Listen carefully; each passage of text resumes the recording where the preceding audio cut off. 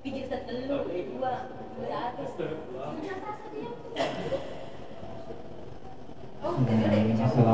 warahmatullahi wabarakatuh.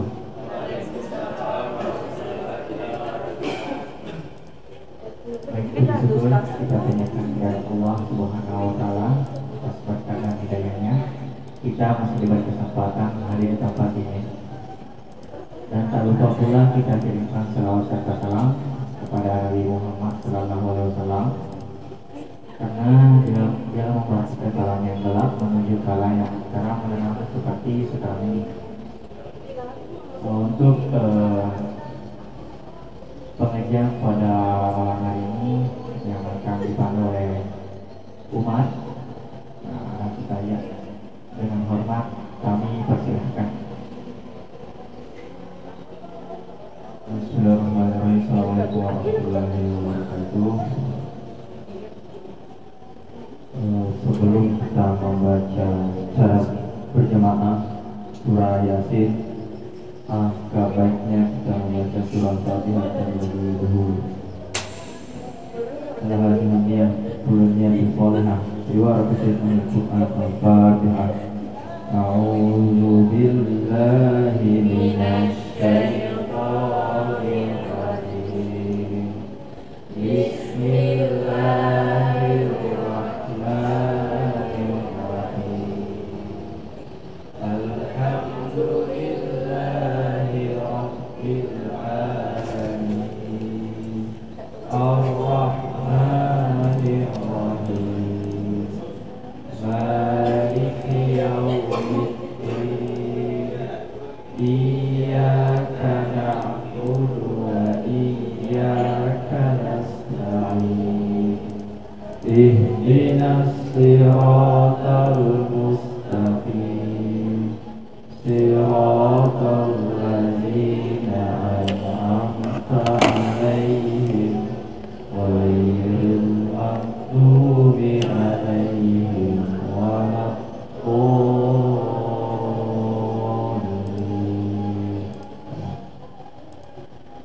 Bismillahirrahmanirrahim. Yasin wal Qur'anil Hakim. Innaka laminal mursalin ala siratin mustaqim. Tanzilal azizir rahim. Litunzira qauman ma unzira aba'uhum fahum ghafilun. Laqad haqqal qawlu ala aktharihim fahum la yu'minun. Inna ja'alna fi a'naqihim aghlalan fahiya ilal asqani fahum muqmahun. Wa ja'alna min bayni aydihim saddan wa min khalfihim saddan fa'aghshaynahum fahum la yubsirun.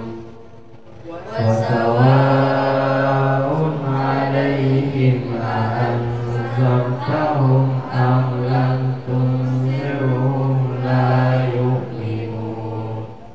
Innama tunziru man ittaba'a az-zikra wa khashiya ar-rahmana bil ghaib. Fabashshirhu bimaghfiratin wa ajrin karim.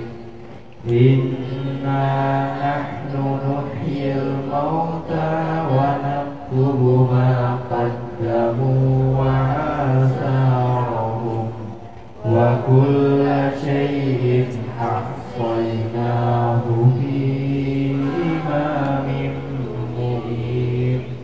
Wadrib lahum masalan ashabal qaryah iz jaa'a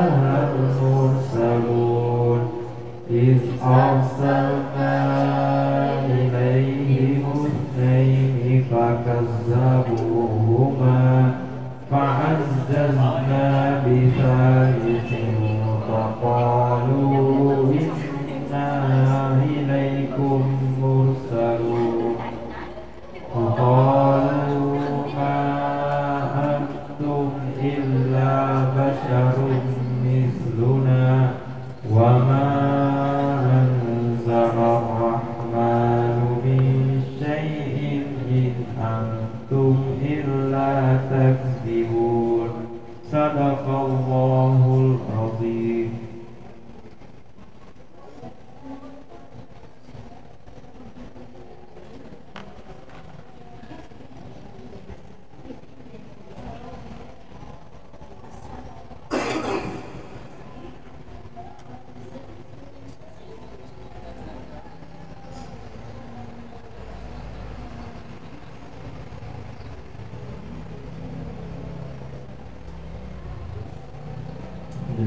Bismillahirrahmanirrahim. Assalamualaikum warahmatullahi wabarakatuh. Alhamdulillahirrahmanirrahim. Wassalatu wassalamu ala asyrofil anbiya'i wal mursalin sayyidina Muhammadin wa ala alihi wa sahbihi ajma'in. Amma ba'd.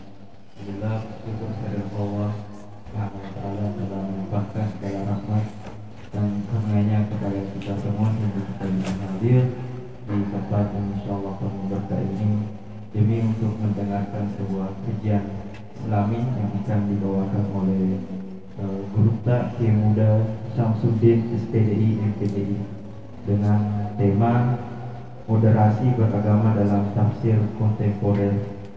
Untuk mempersingkat waktu,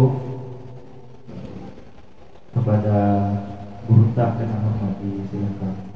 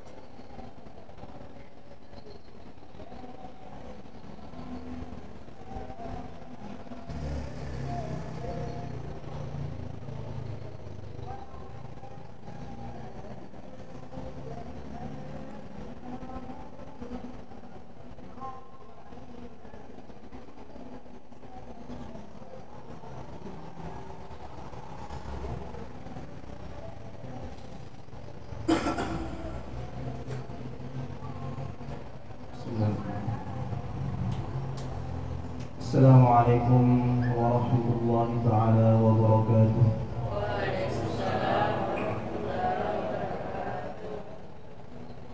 Alhamdulillah, alhamdulillahilladzi bi ni'matihi tatimmus shalihat.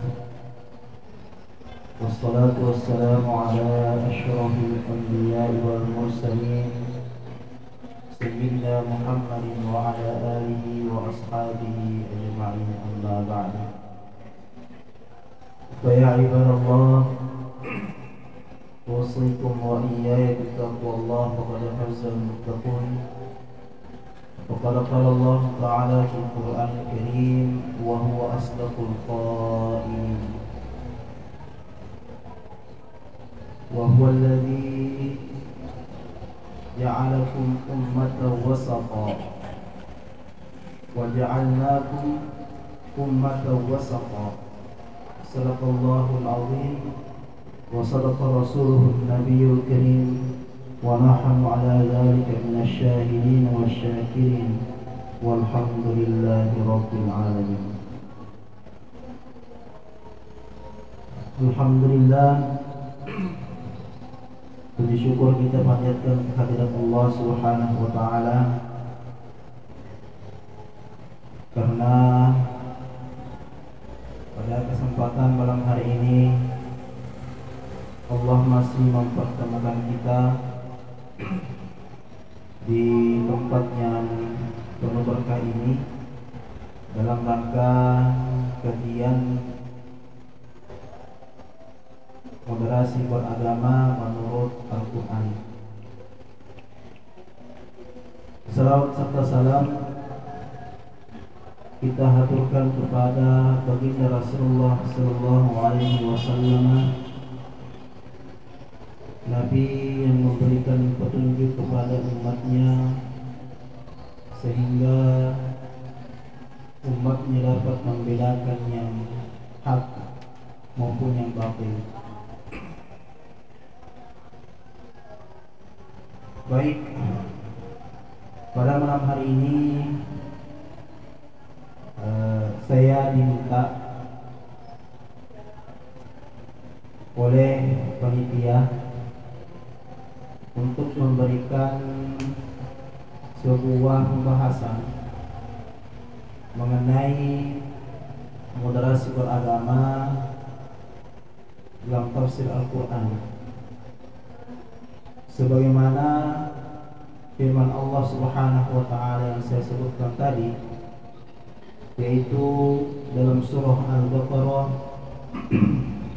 ayat 143 disebutkan bahwa wa kadzalika ja'alnakum ummatan wasata litakunu syuhada'a 'alan nasi wa yakuna ar-rasulu 'alaikum syahida ila akhir ayat. Wa kadzalika ja'alnakum ummatan, dan demikianlah kami menjadikan kalian ummatan wasata, umat yang tengah. Kalau istilah Kementerian Agama, wasata itu identik dengan moderat. Sekarang ini kita sering mendengarkan istilah moderasi beragama. Jadi perlu saya sampaikan di sini bahwa ada sebagian orang menganggap bahwa moderasi beragama dan moderasi agama itu sama. Namun pada hakikatnya tidak sama. Ada yang menganggap bahwa moderasi beragama itu cakupan maknanya sama dengan moderasi agama. Namun kalau kita ingin melihat moderasi beragama dengan moderasi agama itu berbeda. Letak perbedaannya adalah moderasi itu dalam agama tidak perlu sebenarnya, karena agama itu memang sudah moderat, ya, memang sudah moderat. Akan tetapi moderasi beragama adalah bagaimana kita mempraktikkan agama itu tidak terlalu ke kanan, tidak terlalu ekstrim, dan tidak terlalu radikal. Artinya bahwa kita dalam melakukan praktik keagamaan itu jalan tengah, jalan tengah. Nah, di dalam ayat ini disebutkan kata wasata. Ulama lughah itu mengartikan bahwa wasata berada di tengah. Kalau misalnya saya berikan contoh ya, sendok ini kan ada kiri dan ada kanan. Nah, wasata itu adalah berada pas di tengah-tengah ini, di tengah-tengah ini. Nah, itu nama disebutkan wasata. Al-wusta itu boleh di sini, ya, boleh di sini, boleh juga di sini. Itu juga namanya tengah, tapi tidak pas di tengah. Nah, kalau wasata itu adalah berada pas di pertengahan. Nah, itulah juga yang menjadi kemujizatan Al-Quran, bahwa dalam surah Al-Baqarah ini 143 itu juga berada pada ayat pertengahan dalam surah Al-Baqarah. Surah Al-Baqarah itu ada 286. Nah, ini terdapat dalam ayat 143. Jadi bukan hanya maknanya sebagai moderat, maknanya sebagai umat pertengahan, akan tetapi salah satu mukjizat Al-Quran adalah ayat ini juga berada pada pertengahan surah Al-Baqarah. Jadi bukan hanya maknanya, tapi letak surah ini juga moderat, artinya berada di pertengahan. Oke. Sebelum selanjut, saya ingin menyampaikan bahwa apa sih yang dimaksud dengan moderasi.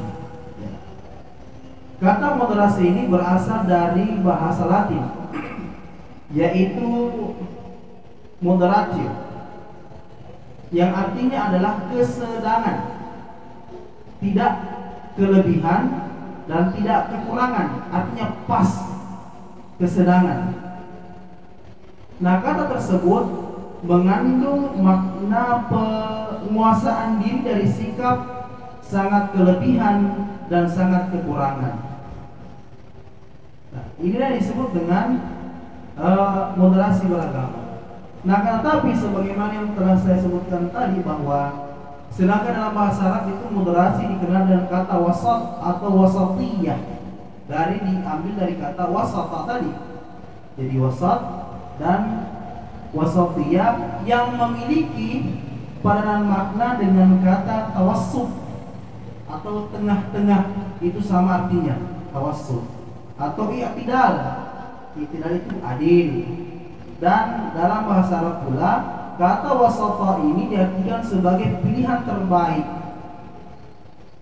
Apapun kata yang dipakai, semuanya menyeratkan satu makna yang sama, yakni adil, yang dalam konteks ini berarti memilih posisi jalan tengah di antara berbagai pilihan yang ekstrim. Jadi moderasi itu memilih jalan tengah, tidak terlalu ke kanan dan tidak terlalu ke kiri. Artinya dia tidak terlalu ekstrim dan tidak terlalu radikal. Nah, itulah yang dimaksud dengan moderasi. Ya, sedangkan beragama adalah memeluk atau menganut sesuatu agama, sedangkan agama itu sendiri mengandung arti, sistem, prinsip, kepercayaan kepada Tuhan dengan ajaran, kebaktian dan kewajiban-kewajiban yang berkaitan dengan kepercayaan itu. Nah, artinya bagaimana kita dalam mempraktekkan agama itu dalam tengah-tengah, jalan tengah. Nah, itulah yang disebut dengan beragama. Nah, ada banyak sekali sebenarnya ayat Al-Quran yang menyinggung tentang moderasi beragama ini.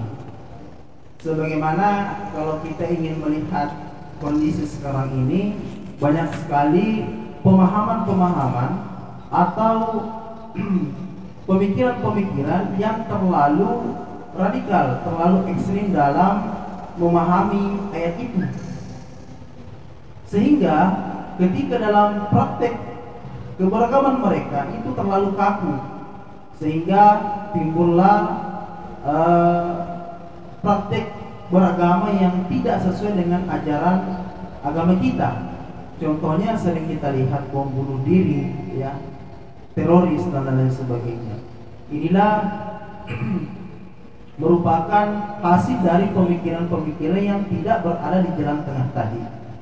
Oleh sebab itu, Kementerian Agama sudah beberapa tahun ini menggalakkan tentang moderasi beragama ini, sehingga pemikiran-pemikiran atau pemahaman-pemahaman yang melenceng itu dapat diantisipasi, sehingga tidak terjadi pemahaman yang mengarah kepada terorisme atau radikal, sehingga kita dalam beragama ini tidak menjadi kaku dan interaksi kita terhadap kelompok-kelompok yang lain itu semakin harmonis. Pada kesempatan hari ini saya tidak terlalu lama ya menyampaikan tentang moderasi beragama ini. Mungkin nanti kita bisa diskusi lebih jauh tentang moderasi beragama ini. Selanjutnya adalah moderasi beragama dalam Al-Quran. Moderasi beragama dalam Quran itu ada beberapa yang sempat saya catat di sini. Yang pertama adalah moderasi beragama dalam keseimbangan fenomena alam. Ini dijelaskan dalam firman Allah Subhanahu wa taala dalam surah Al-Mulk ayat 3, "Alladzi khalaqa sab'a samawatin tibaqa, ma tara fi khalqir rahmani min tafawut, warji'il basara hal tara min futur." Artinya, terjemahnya, kamu sekali-kali tidak akan melihat pada ciptaan Allah yang maha pemurah sesuatu yang tidak seimbang. Jadi Allah Subhanahu wa taala menciptakan alam ini itu seimbang sesuai dengan porsinya. Artinya tidak berlebih dan tidak kurang. Karena mengapa? Ketika ciptaan Allah ini kekurangan atau kelebihan, maka ia tidak akan berjalan sesuai apa yang ditentukan oleh Allah. Itu akan memberikan kerusakan, ya, kebinasaan bagi umat manusia. Yang kedua adalah ini, wa huwal ladzi maddal arda wa ja'ala fiha rawasi wa anhara wa min kulli thamarati ja'ala fiha zawjayn itsnain yughshi al-laila an-nahara inna fi dzalika laayatin liqaumin yatafakkarun. Jadi dialah Tuhan yang membentangkan bumi dan menjadikan gunung-gunung dan sungai-sungai padanya dan menjadikan padanya dengan buah-buahan berpasang-pasangan. Allah menutup malam kepada siang. Sesungguhnya pada yang demikian ini terhadap tanda-tanda kebesaran Allah yang bagi kaum yang memikirkan. Dan yang kedua adalah moderasi beragama yang bermakna adil. Ini ditunjukkan dalam firman Allah Subhanahu wa taala, "Innallaha ya'murukum an tu'addul amanati ila ahliha wa idza hakamtum bainan nasi an tahkumu bil 'adl innallaha ya'idukum bih innallaha kana sami'an basira." Sesungguhnya Allah Subhanahu wa taala memerintahkan kalian untuk menyampaikan amanat kepada yang berhak menerimanya dan menyuruh kamu apabila menetapkan hukum di antara manusia supaya kamu menetapkannya dengan adil. Maka ini disebut juga dengan moderasi beragama. Dan yang ketiga adalah moderasi beragama yang bermakna seimbang pada hidup. Allah Subhanahu wa taala berfirman, "Wabtaghi fima ataka Allahu ad-darul akhirah wa la tansa nasibaka minad dunya wa ahsin kama ahsanallahu ilaik wa la tabghil fasada fil ard innallaha la yuhibbul mufsidin." Dan carilah pada apa yang telah dianugerahkan Allah kepadamu kebahagiaan di akhirat, dan janganlah kamu melupakan kebahagiaanmu dari kenikmatan duniawi, dan berbuat baiklah kepada orang lain sebagaimana Allah telah berbuat baik kepadamu. Jadi di sini kita harus bersikap adil terhadap dunia dan akhirat kita. Artinya kita ini harus seimbang. Jangan hanya dunia kita melupakan akhirat, dan akhirat kita yang kita kerjakan sehingga kita melupakan dunia. Jadi di sini moderasi beragama dalam bermakna seimbang pada pola hidup. Dan yang terakhir adalah moderasi beragama dalam bersikap, sebagaimana firman Allah Subhanahu wa taala, "Waqasid fi mashyika waghdud min sautik inna ankral aswati la sautul hamir." Yang terjemahnya, dan sederhanalah kamu dalam berjalan, dan lunakkanlah suaramu, sesungguhnya seburuk-buruk suara ialah suara keledai ya. Jadi di sini Allah Subhanahu wa taala berfirman bahwa ketika dalam bersikap kita juga tidak boleh berlebih-lebihan. Jadi semua sikap kita itu adalah harus disederhanakan. Jadi inilah tafsir Al-Quran yang menunjukkan bahwa kita harus bersikap moderasi beragama. Jadi mungkin cukup yang sempat saya sampaikan. Saya kembalikan kepada moderator.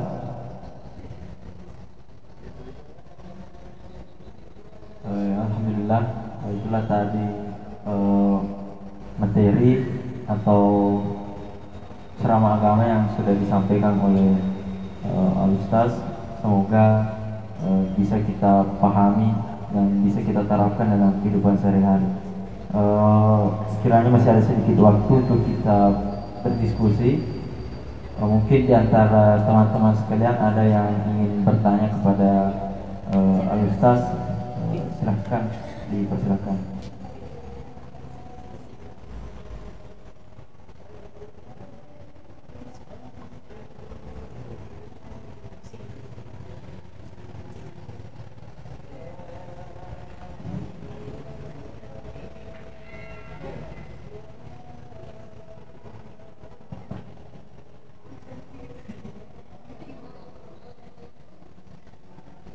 Kita bisa sharing ya, sharing.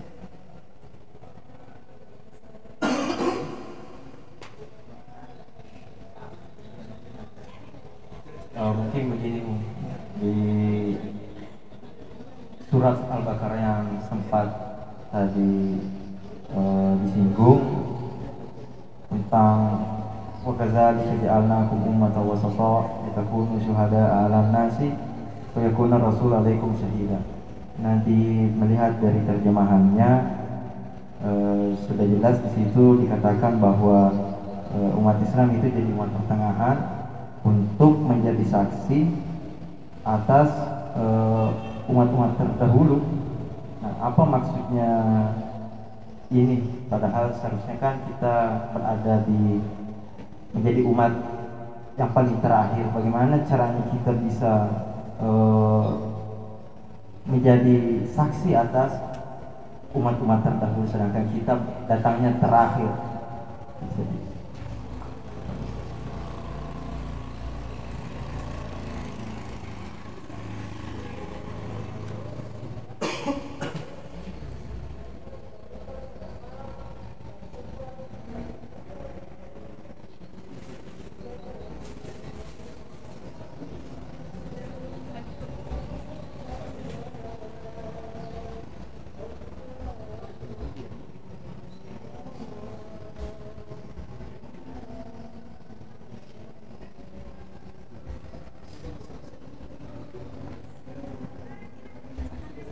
Nah, itu tadi pertanyaan pertama.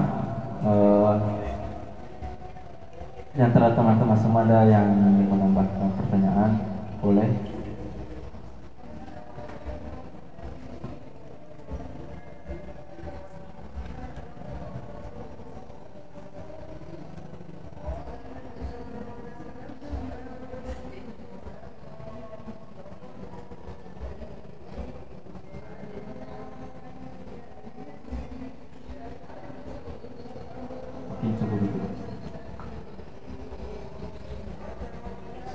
Jadi terima kasih atas pertanyaan.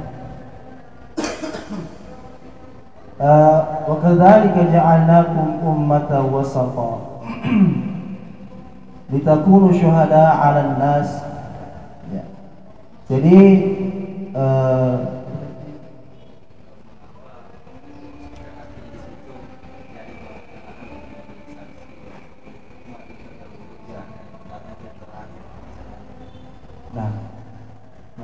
bagaimana ini menjadi umat pertengahan sedangkan kita berada pada umat yang akhir.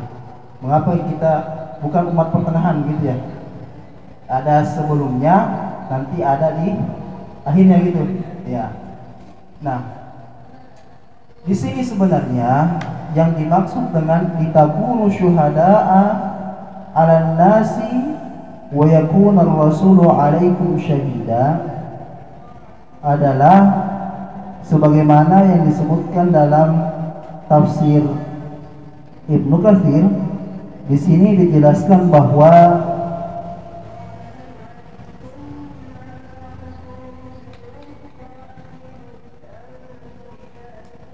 qala Imam Ahmad haddatsana Waqi' al-A'mashi an Abi Salih an Abi Sa'id qala Rasulullah sallallahu alaihi wasallam يدعى نوح يوم القيامة فيقال هل بلغت فيقول نعم فيدعى قومه فيقال لهم هل بلغتكم فيقولون ما أتانا من نذير وما أتانا من أحد فيقال لنوح من يشهد لك فيقول Muhammad wa ummatuhu. Jadi di sini Imam Ahmad meriwayatkan bahwa Waqi menceritakan kepada kami dari Al-A'mash an Abi Saleh an Abi Sa'id qala Rasulullah sallallahu alaihi wasallam yud'a Nuhun yaumal qiyamah. Pada hari kiamat nanti Nuh itu akan diklaim ya, dengan dikatakan kepadanya hal ballaghta, apakah sampai kepadamu?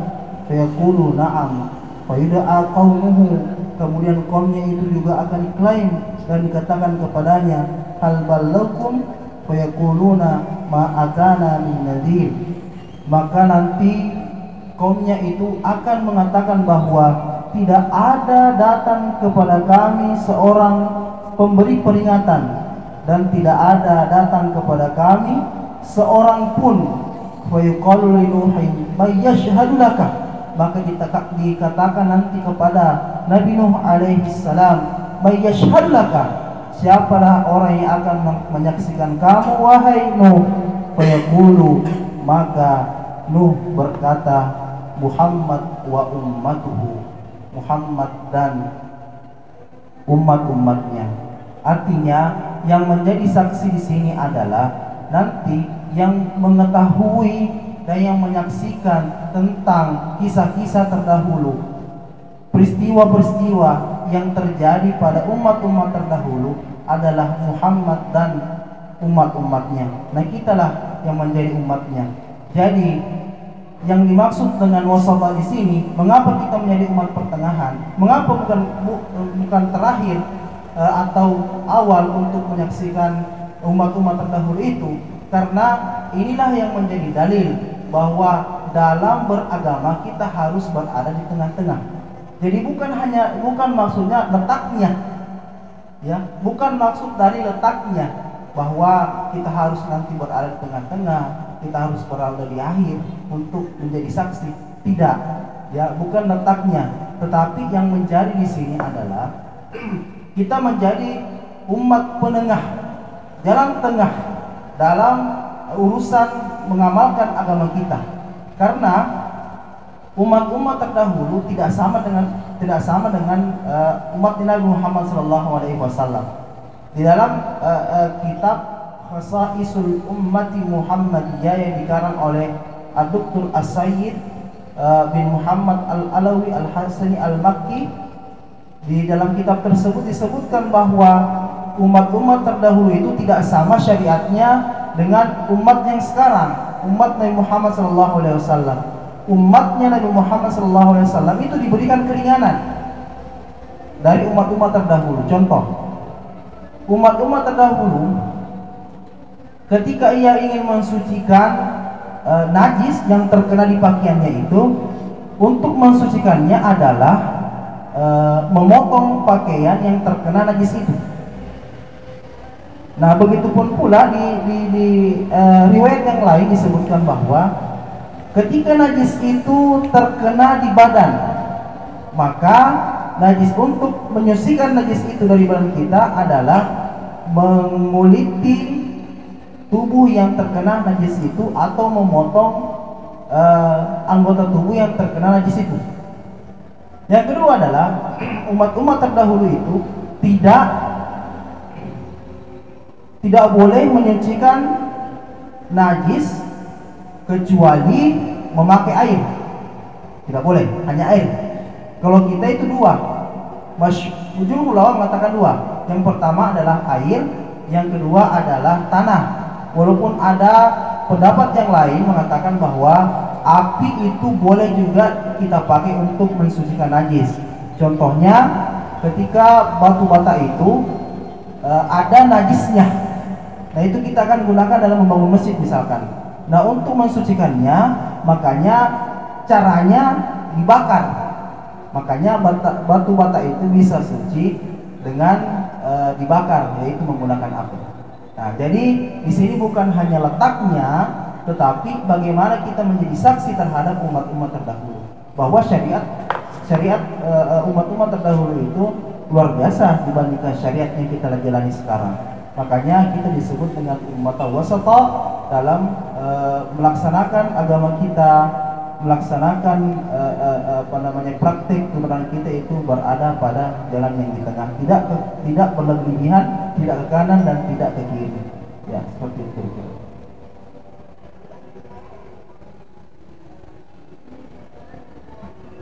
Ya, itulah tadi jawaban dari Al-Ustaz.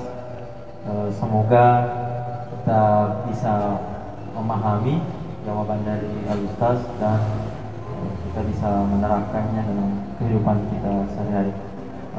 Untuk penutup, kami persilakan Al-Ustaz untuk memimpin doa.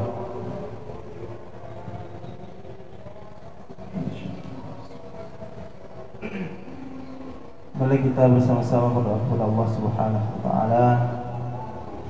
Mudah-mudahan acara kita pada malam hari ini mendapatkan berkah dan rahmat dari Allah Subhanahu wa taala. A'udzubillahi minasyaitonir rajim. Bismillahirrahmanirrahim. Alhamdulillahirabbil alamin. Wassalatu wassalamu ala asyrafil anbiya'i wal mursalin sayyidina Muhammadin wa ala alihi wa sahbihi ajma'in. Allahumma inna nas'aluka ridhaka wal jannah wa na'udzu bika min sakhatika wan nar. Allahumma inna nas'aluka as-sihhata wal 'afiyata wa husnal khuluq. Allahumma inna nas'aluka as-sihhata wal 'afiyata wa husnal khuluq. Allahumma qawwi a'dharana wa sahhih lisanana wa nawwir qulubana wa thabbit imanana wa ahsin 'amalana wa rizqana wa ila al-khayri qadimna wa 'ala ash-sharri ab'idna wa qudi hawaijana fid dunya wal akhirah. إنك على كل شيء قدير. ربنا آتنا في الدنيا حسنة وفي الآخرة حسنة وقنا عذاب النار. وصلى الله عليه والحمد لله رب العالمين. الفاتحة.